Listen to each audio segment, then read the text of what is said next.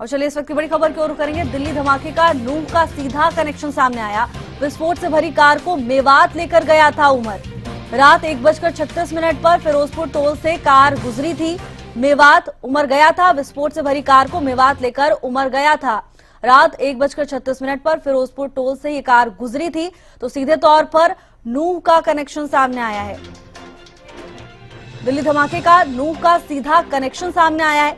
लगातार मामले को लेकर जांच तेज है। विस्फोट से भरी कार को मेवात लेकर उमर गया था। रात 1:36 पर फिरोजपुर टोल से ये कार गुजरी थी। इससे पहले तमाम बड़े खुलासे हो चुके हैं। अब एक और चौंकाने वाला बड़ा अपडेट सामने आ रहा है। सीधे तौर पर नूह का बड़ा कनेक्शन सामने आया है। विस्फोट से भरी कार को लेकर उमर मेवात गया था।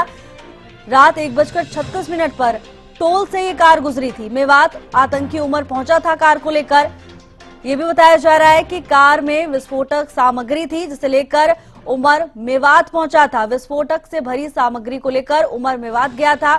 तस्वीरें आपको दिखा रहे हैं। पूरी घटना सीसीटीवी कैमरे में कैद हो गई है। कार में आतंकी उमर साफ तौर पर नजर आ रहा है, किस तरह से वो टोल से गुजर रहा है। पूरी घटना सीसीटीवी कैमरों में कैद हो गई है। ये फुटेज सामने आया है। हरियाणा न्यूज पर ये फुटेज आपको दिखा रहे हैं। कार के पीछे बैग भी दिखाई दे रहा है। रात 1:36 पर फिरोजपुर टोल से कार गुजरी थी। अनिल मोहनिया जुड़ चुके हैं तमाम जानकारी लेकर। अनिल, अब तो सीधे तौर पर नूह का कनेक्शन सामने आया है, क्या कुछ ज्यादा जानकारी? बिल्कुल, जिस तरीके से आपसे पहले की यदि हम बात करें, दिल्ली धमाके के बाद उमर का पर बड़ा खुलासा जिस तरीके से हुआ है। विस्फोटक से भरी जो कार है मेवात की तरफ आती हुई दिखाई दे रही है। तकरीबन 1:36 पर यह टोल है जो दिल्ली मुंबई बड़ोदरा एक्सप्रेसवे है, यहाँ से गुजरती हुई दिखाई दे रही है, जिसमें आतंकी उमर है जो वह हरियाणा के मेवात की तरफ आता दिखाई दे रहा है। इससे साफ होता है कि किस तरीके से जो विस्फोटक में कार इस्तेमाल की गई थी वो कहाँ कहाँ घुमाई गई थी, या कौन कौन सी जगह से और भी अन्य जो विस्फोटक सामग्री और ले जाई गई। उसी के तहत आज की हम बात करें तो आज नूह जिले के किनंगवा जो है वहाँ पर भी जो विस्फोटक सामग्री में इस्तेमाल होने वाले फर्टिलाइजर है उनकी खरीद वहाँ से हुई थी।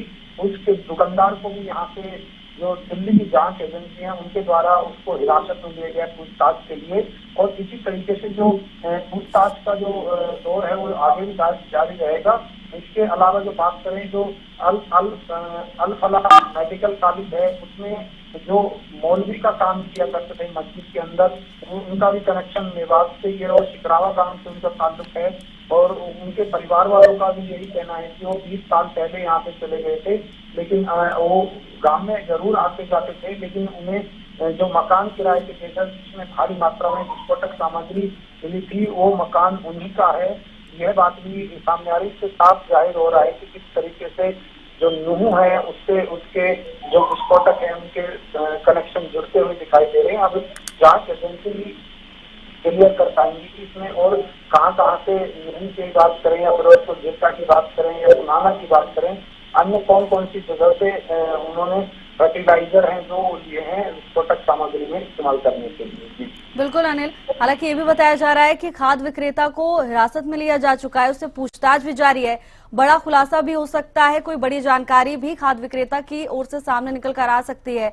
अनिल, अब इस कार को लेकर अब ट्रेसिंग बहुत जरूरी हो जाती है, कहाँ कहाँ गई, ये एक अहम साक्ष्य के तौर पर सामने आ रही। जो तस्वीरें हैं मददगार साबित होंगी टीम के लिए। बिल्कुल, इसमें कोई दोहराई नहीं है। जिस तरीके की ये तस्वीरें जो सीसीटीवी है टोल की बात करें हम, जो Delhi Mumbai express way toll है वहाँ से सीसीटीवी ली गई है, तो इससे साफ जाहिर है कि इस तरीके से जो उमर है वो मेवात आया है और कहाँ कहाँ वो गया है ये भी जांच का विषय है। तो जांच के बाद ही पता चल पाएगा, क्योंकि सीसीटीवी के आधार पर ही पता किया जा सकता है कि कौन कौन सी जगह वो मेवात से कौन कौन सी जगह पर वो गया है। ये जांच के सीसीटीवी के आधार पर ही पता चल पाएगा बाद में। बिल्कुल अनिल, हालांकि जिस जगह से खाद विक्रेता के पास से ये सामग्री लेकर पहुंचा है उमर, अगर उसके आसपास के क्षेत्रों में सीसीटीवी कैमरे मौजूद होंगे तो वो भी कहीं ना कहीं मदद करेंगे जांच में, आगे जांच में मददगार साबित होंगे। बिल्कुल, इसमें कोई दोहराई नहीं है। सीसीटीवी के आधार पर ही यह जांच एजेंसियां चल रही हैं, क्योंकि जो भी गाड़ी जिस भी टोल से निकली होगी या जहाँ से भी सीसीटीवी है वो गाड़ी के नंबर वहां पर आए हैं, तो उसी के आधार पर जांच एजेंसियां काम कर रही हैं। ये एक कह सकते हैं कि उसमें सहयोग का काम करेंगी, जो सीसीटीवी फुटेज है कि किस तरीके से वो आया है, कहाँ किस किस से मुलाकात किया, कौन कौन सी जगह पर वो गया है। बिल्कुल अनिल, हालांकि आप भौगोलिक स्थिति को समझिए, किस तरह से हरियाणा के अलग अलग क्षेत्रों का इस्तेमाल यहाँ पर इन आतंकियों की ओर से किया जा रहा है।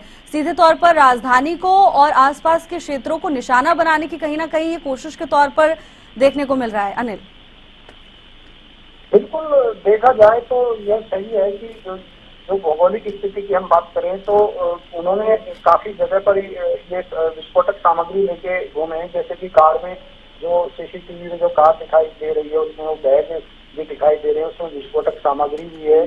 तो हो सकता है कि उनकी नीति क्या रही हो और किस तरीके से वो कौन कौन सी जगह को निशाना बनाना चाह रहे थे, यह तो अब जो जांच होगी उसमें पता चल पाएगा, या जो आगे की जांच एजेंसियां जो बात सामने लेकर आएंगे, जो खंगालेंगी, जो लोग हिरासत में लिए गए हैं उनसे बात पता करके, उनसे पूछताछ करके जब ये बात निकल के आएगी कि आगे इनकी रणनीति किस प्रकार से थी और कहाँ कहाँ इनके प्लान थे, कौन कौन सी जगह विस्फोट करने के प्लान। जी अनिल, बिल्कुल आगे देखना होगा जांच में क्या कुछ सामने आता है। हालांकि एक बड़ी कड़ी के तौर पर ये तस्वीरें सामने आई हैं। धन्यवाद आपका तमाम जानकारी के लिए। तस्वीरें आपको दिखा रहे हैं, रात 1:36 पर टोल से गुजरती हुई कार तस्वीरों में कैद हो गई है। तस्वीरों में आतंकी उमर नजर आ रहा है, गाड़ी में एक बैग भी रखा हुआ है। तो दिल्ली धमाके का नूह का सीधा कनेक्शन ये सामने आ रहा है।